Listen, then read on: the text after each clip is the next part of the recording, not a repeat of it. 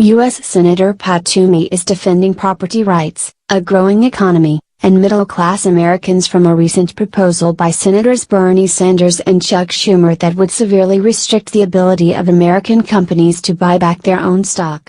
Thank you, Mr. President. I rise to address two economic issues this evening. The first is a reaction to a proposal that comes to us from our colleagues on the other side of the aisle. But let me preface this, Mr. President, with the observation that I'm pretty sure we are living through the strongest economy in the United States in my adult lifetime. It's been fantastic for the people that I represent. Our unemployment rate is pretty much at a 50-year low. African American and Hispanic unemployment, the lowest since it's ever been recorded. Youth unemployment rate, extremely low, historically low levels. Our economy has accelerated.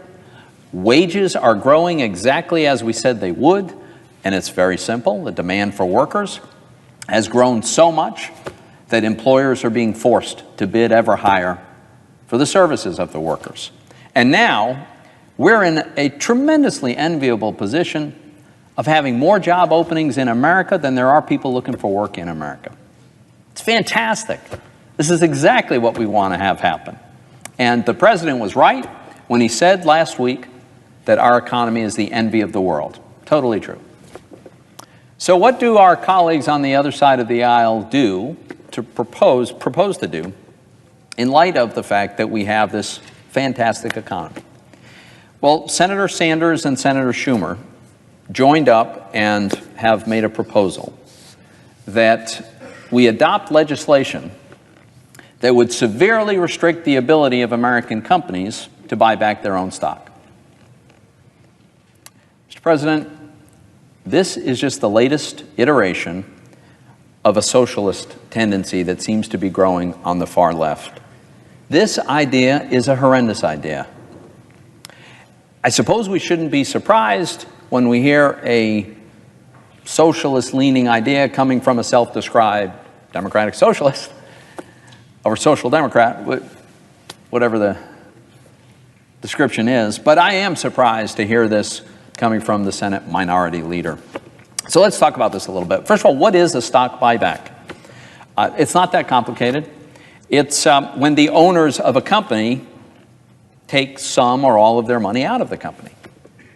All right, so let's think about it this way. A business is owned by its shareholders, and the shareholders hire a management team to take their money and invest it in a way that will generate a return for the investors, for the shareholder.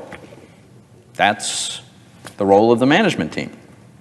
So why would they buy back their own stock? Well, the reason they would buy back their own stock is because sometimes it happens that the management team of a company is just not able to deploy any more capital in a way that would generate a better return than what is generally available in the marketplace.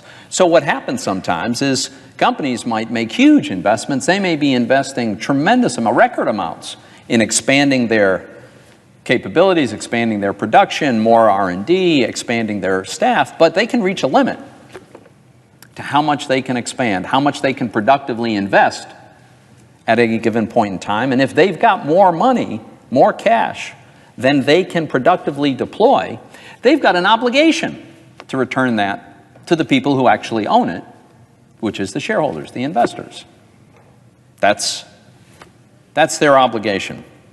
And shockingly, Senators Sanders and Schumer are suggesting that companies be forbidden from being able to return some portion of their excess capital to their shareholders unless the company first complies with the list of political demands that Senators Schumer and Sanders are advocating. Let me walk through why this is such a bad idea, Mr. President. I'll give you three reasons. One, it is a very disturbing and profound attack on freedom.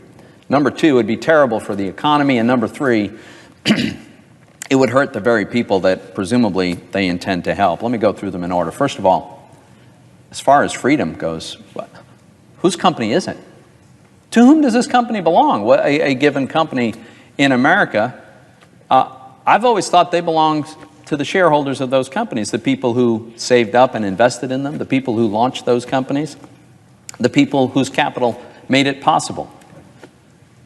So, of course, it should be within the rights of the people who own this company to decide what to do with the profits after all expenses have been covered and taxes have been paid. That's what we're talking about here.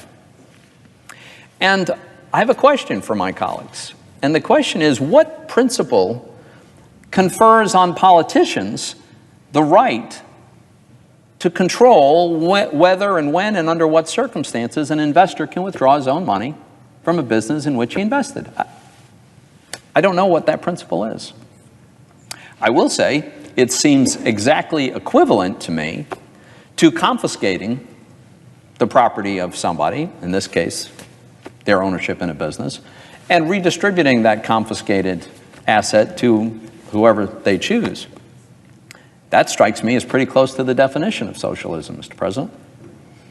So it clearly is an attack on the economic freedom that underpins our entire economy, an entire market economy.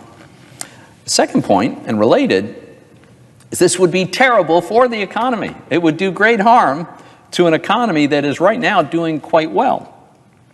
And the main way that it would be so damaging is it would scare away capital. You just stop and think about it. Our economy thrives when people are willing to invest in existing businesses, in new business, in startup businesses, but that investment is an absolutely essential part of a thriving economy. Well, people are much less likely to make an investment if Congress makes it harder to take that investment out. So what we would do is we would dry up sources of capital for companies that need that capital. Because investors would understandably say, well, we're heading down the road of putting all kinds of limits on my ability to ever get my money out. I think it may be good to just park it and not invest it. That'd be a very bad development.